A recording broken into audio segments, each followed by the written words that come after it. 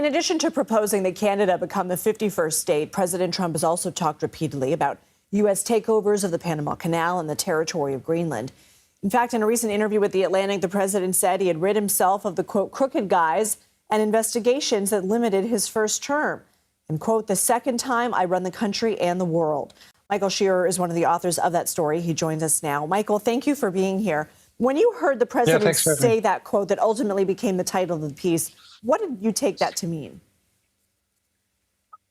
So President Trump came to Washington in 2017 really frustrated with his own ability to get things done. He didn't understand the town. He didn't know the people to hire. And he feels that he not only spent that first term, but then the 4 years afterwards during the prosecutions, after he was effectively blacklisted by corporate America, initially by part of the Republican Party, out of power, again at a disadvantage because he had to defend himself.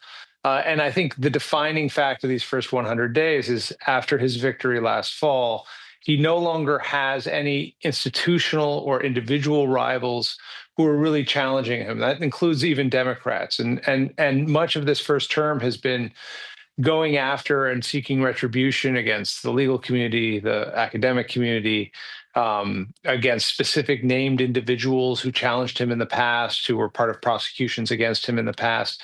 And he has moved very rapidly to make sure that there are really no obstructions to what he can do. And that's really what he's expressing there. This is a do-over presidency for him, and he is doing it over in a way that maximizes his own power. And so to what does President Trump attribute his return to power, and how much of an influence does that have on his decision-making? Well, so he talks about his own abilities. I mean, the story of the 4 years out of power is the story of a president who really was able to quietly and steadily rebuild his networks, rebuild his influence, and then come out of the midterms in 2022 more powerful in the Republican Party than he'd ever been before, to use the prosecutions against him in a way that actually enhanced his power in the country. And then to take control of the White House. The president knows he has the world's attention, and when he says and does things, people watch and people listen. What a president says can move markets. Did you get a sense of what his overall agenda is regarding America's world standing?